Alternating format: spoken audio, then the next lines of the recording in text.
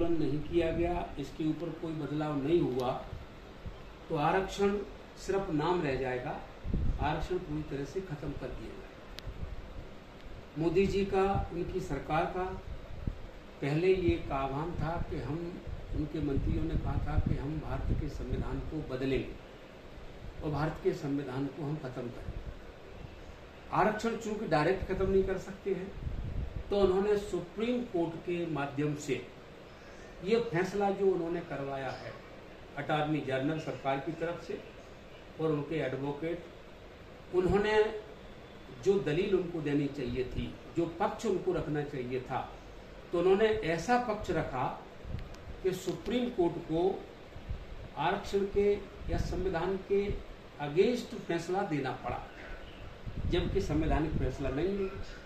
तो अब इससे जो लोग हजारों सालों से जिनको पीड़ा थी, संविधान कोई गरीबी उन्मूलन का विषय नहीं है, ये अमानवीय अत्याचार त्रासदी हुई, उसको मानवता से जोड़ने के लिए जो लोग आए, आज भी थोड़े इंसान से बन पाए, अभी बन नहीं पाए, कुछ भी आरक्षण का लाभ ज्यादा नहीं मिला है, अब खत्म होने की बारी है, वो रोड पर निकलें, ये जरूरी है। वो इसका समर्थन करें, भारत बंद का समर्थन करें, लेकिन समर्थन करें और भाग भी ले सकते हैं। तो समर्थन करके जब भाग लेंगे तो इसमें याद रखें वो कि इसमें संवैधानिक रास्ता और अनुशासित रास्ता होना चाहिए।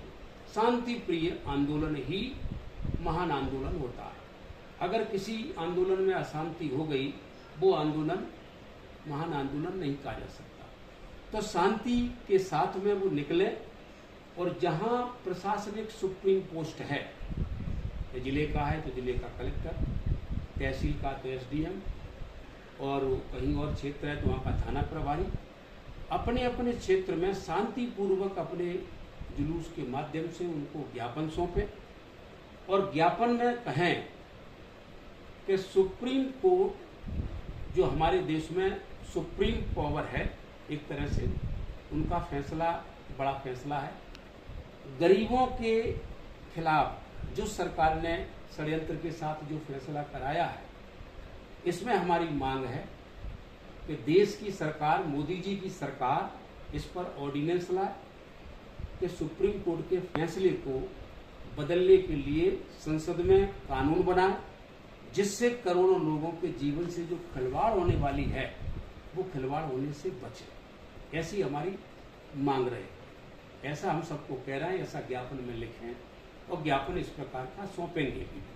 सर, ऐसे आंदोलनों में ऐसे निरपराध लोगों के नाम भी आते हैं, इस बारे में क्या कुछ कहना है? जैसे 2 अप्रैल को जो आंदोलन हुआ था, उसमें दरअसल क्या है कि जैसे आंदोलन शांतिप्रिय होता है, किसी का भी आंदोलन शांतिप्रिय होता है। अब उसमें जो लोग इस व्यवस्था को स्वीकार नहीं करते, वो इसमें उनके कुछ लोग उसमें उपद्रव करने के लिए या तो वो पत्थर मार देते हैं, या फिर बीच में घुस करके गलत नारेबाजी कर देते हैं, या अंदर घुस करके गाली गलौज पे आ जाते हैं। ऐसे षड्यंत्र होते हैं, तब कोई किसी का आंदोलन बिगड़ता है। पहले भी 2 अप्रैल का आंदोलन हुआ था, तो 11 के 11 शेड्यूल कास्ट के ही लोग मारे गए और उन्हीं पर मुकदमे रजिस्टर्ड हुए। तो जब इनके लोग मारे गए, सभी के सभी 11 के 11, और उन्हीं पे मुकदमे लगे, तो ये तो समझ में आता है कि एक ही परख के, एक ही जाति के अगर 11 लोग मारे गए हैं, तो दूसरे पक्ष आक्रामक रहा होगा, शोषक रहा होगा। तो शोषितों पर, पीड़ितों पर ही मुकदमे रजिस्टर्ड हुए, जिनके लोग मारे गए उनके ही परिजनों पर मुकदमे रजिस्टर्ड हुए।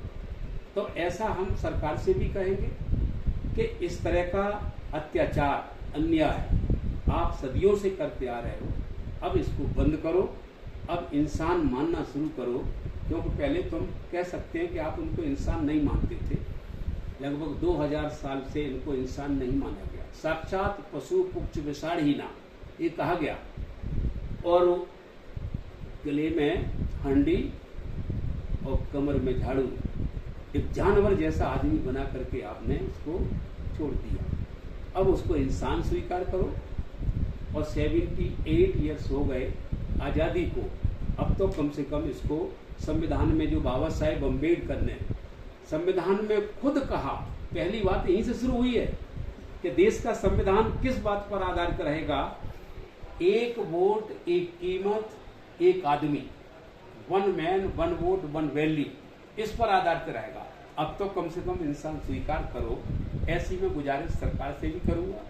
और मैं चाहूंगा कि ये आंदोलन बहुत ही शांतिप्रिय, अनुशासित, संवैधान तरीके से हमारे सब समर्थक, कार्यकर्ता या हमारे शुभचिंतक वो शांतिप्रिय इस आंदोलन में भाग लें और पूरी तरह से शांति बनाए रखें।